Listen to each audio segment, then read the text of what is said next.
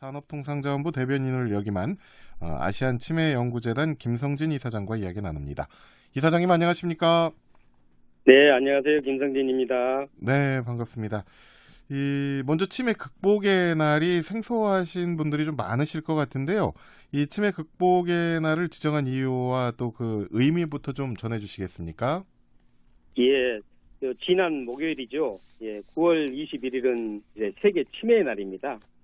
WHO라는 세계 보건기구가 치매를 극복하기 위한 세계적인 공감대 마련을 위해서 1995년부터 지정을 해서 운영하고 있거든요. 예.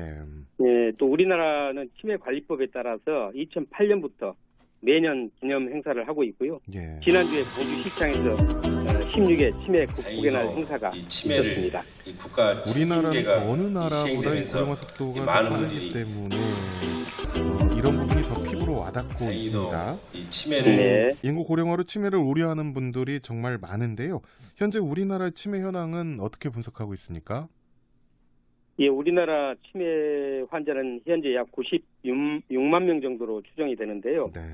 65세 이상 노인의 치매 유병률이 10.38%라고 그러는데요. 10명 중 1명이 치매에 걸린다고 보시면 되겠습니다. 예. 그런데 이게 연령이 높아질수록 그 유병률이 계속 더 높아집니다. 그렇죠. 80세가 되면은 30%, 85세가 되면 40% 가까이 된다고 합니다. 예.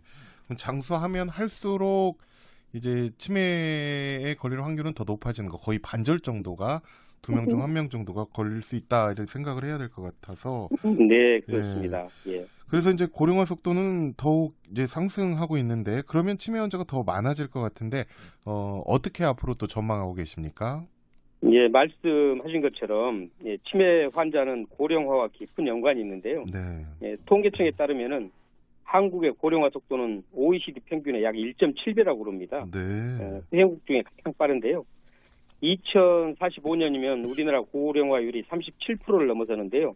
일본을 제치고 세계 1위가 된다고 합니다. 그렇군요. 예. 예, 그래서 이렇게 빨리 고령 인구가 증가하면서 치매 환자도 세계에서 가장 빠르게 증가합니다. 예. 그래서 한국보건사회연구원의 전망에 따르면은 내년에 우리가 100만 명 치매 환자를 넘어서고 2050년이면 300만 명으로 크게 증가할 것으로 전망을 하고 있습니다. 치매 환자는 늘어나는데 출산율은 감소해서 그러니까 부양할 자녀들마저 부족한 실정이어서 더 걱정이 되는데요. 광주 지역에서는 아시안치매연구재단이 선도적으로 또 치매 연구와 이 산업 활성화에도 지금 나서고 있는데요.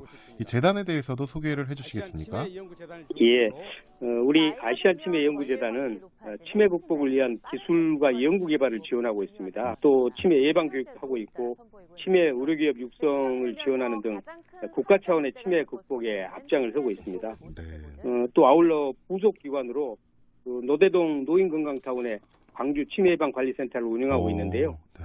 예, 조선대 광주 치매 코호트 연구단과 함께 치매 빅데이터 구축 사업에 참여하고 있습니다. 예, 국가가 해야 할 일을 지금 하고 있는 건데 그런데 정부의 치매 관련 예산이 지난해에 비해서 이제 대폭 삭감됐다고 하는데 올해 예산에 비해서 지금 어떤 상황이죠? 예, 윤석열 대통령께서 취임 당시 치매 돌봄을 국정 과제로 채택해가지고 지원을 확대한다고 그렇게 발표를 했거든요. 네. 그런데 올해 예산을 꼼꼼히 들여다보면 치매 관리 체계 구축 사업에 배정된 예산이 내년에 약 1,898억 원입니다. 예. 그런데 올해 약 1억 원이었거든요. 무려 8.6%나 삭감이 되는데 특히 더 중요한 것은 치매 환자와 가족들이 가장 많이 활용하는 치매 안심센터 운영 예산이 9.5%나 줄었습니다.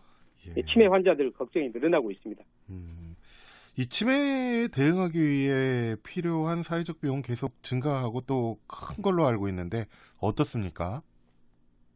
예, 1인당 치매 관리 비용을 직접비, 간접비 다 포함해가지고 2천만 원이 약간 넘는 수준이거든요. 예. 그런데 지난해 국가 치매 관리 전체 비용이 약 20조 원이 넘어서고 GDP의 약 1.1%를 차지하고 있습니다. 예. 그런데 2050년에는 이게 이제 300만 명으로 늘어나면은 국가 전체 치매 관리 비용은 103조 원까지 증가할 것으로 보고 있는데요. 예. GDP의 3.8%에 해당된다고 합니다. 예. 네, 근데 사실 국방비 예산이 지금 어느 정도인지 아십니까? 예, 이게 우리 GDP의 2%인데요. 방금 전에 제가 2050년에는 3.8%라 그랬지 않습니까? 예. 그럼 국방비보다 훨씬 더 큰 사회적 부담이 될 걸로 그렇게 예상이 되고 있습니다. 그래서 국가 차원의 대응 모색이 무엇보다 필요해 보이는데 현재 우리나라에서 진행한 치매 대응책으로는 어떤 것들이 있나요?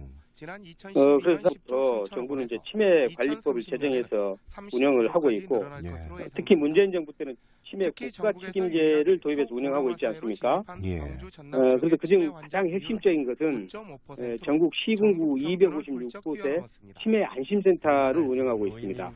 여기는 치매 검진이라든가 치매 환자 등록, 그리고 관리, 또 치매 환자들을 지원하는, 치매 가족들을 지원하는 최일선의 서비스를 수행하는 그런 핵심 기관이거든요. 또 이런 서비스 이외에도 정부에서 치매 돌봄 서비스를 제공하고 있는데 요양 등급에 따라 국가에서 돌봄 비용도 지원을 해주고 있습니다. 치매 안심센터는 상당히 잘 만들어진 제도 같아 보이는데요. 네. 현재 정부의 대응책에 대해서 실효성에 대해서는 어떻게 보고 있습니까?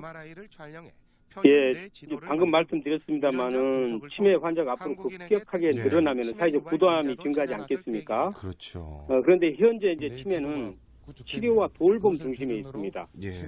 그런데 이 치매는 아직 치료제가 없어가지고 발병을 하면 오랜 기간 치료와 돌봄 비용이 많이 소요되거든요. 그래서 개인과 국가 부담을 최소화하기 위해서는 예방과 예측을 통해 발병 시기를 최대한 늦추어질 그런 필요가 있습니다. 그래서 현재 대부분 치료와 돌봄에 사용되는 국가 치매 관리 예산을 앞으로는 예방과 예측 분야에 더 많이 배정해야 될 그런 필요성이 있다고 그렇게 생각을 합니다. 이 다른 나라의 치매 대응책도 좀 궁금한데요. 치매 대응에 좋은 선례를 보인 나라의 예를 좀 들어주시겠습니까? OECD 국가들은 우리보다 고령화가 더 빨리 진행이 되고 있지 않습니까? 치매 환자 관리를 위한 다양한 정책을 시행하고 있는데요. 미국 같은 경우는 의료 서비스 종합 정보망을 구축해서 치매 환자들이 A병원에서 B로 갈 때 진료 기록을 전부 다 전산으로 같이 관리를 하거든요. 그래서 불필요한 검사를 중복으로 안 받아도 됩니다. 그래서 이제 경제적 부담을 상당히 덜어주고 있는데 거기에 비해서 우리나라는 병원 옮기면 다른 병원 검사를 택시도 받아야 됩니다. 그래서 이런 것들은 우리가 좀 선진국의 시스템을 본받아야 되지 않는가 생각을 하고요. 또 영국 같은 경우는 모든 치매 환자들에게 치매 케어 매니저를 지정해 줍니다. 그래서 1대1로 이렇게 서비스를 해주고 있는데 이게 의료적 처방뿐만이 아니고 정서적 안정이라든가 또 건강한 사회활동을 그렇게 도와주는 토탈 케어 서비스를 제공해주고 있고요. 또 바로 주변국인 일본은 환자 중심에서 지역 중심으로 이 치매 대응 체계를 전환을 하고 있는데요. 예를 들면 환자나 보호자들이 서로 모여가지고 고민을 공유하고 상담하는 치매 카페가 대표적인 성공 사례라 그럽니다. 그래서 이 치매 카페를 중심으로 환자와 보호자가 필요한 지역 내에서 병원과 시설을 연계하는 그런 역할도 함께 수행해주고 있다는데요.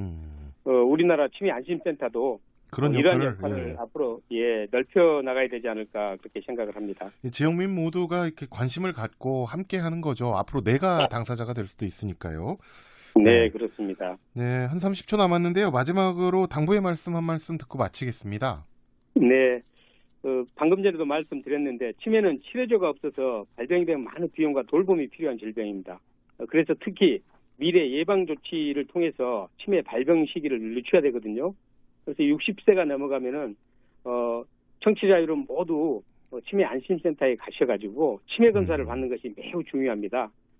노령야에 따라서 치매는 피해갈 수 있다는 점을 마지막으로 강조드리겠습니다. 네, 오늘 말씀 여기까지 듣겠습니다. 고맙습니다. 네, 감사합니다.